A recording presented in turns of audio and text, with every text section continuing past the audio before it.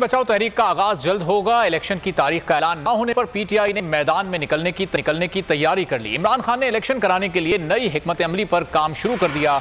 वकला विंग को मुतहरिक होने की हिदायत कर दी। जराये के मुताबिक वकला के साथ मिलकर आइन बचाओ तहरीक शुरू करने पर गौर किया जा रहा है। पहले मरहले में वकला, सिविल सोसाइटी और पार्टी रहनुमा एहतजाज करेंगे। दूसरे मरहले में इमरान खान खुद मैदान में उतरेंगे।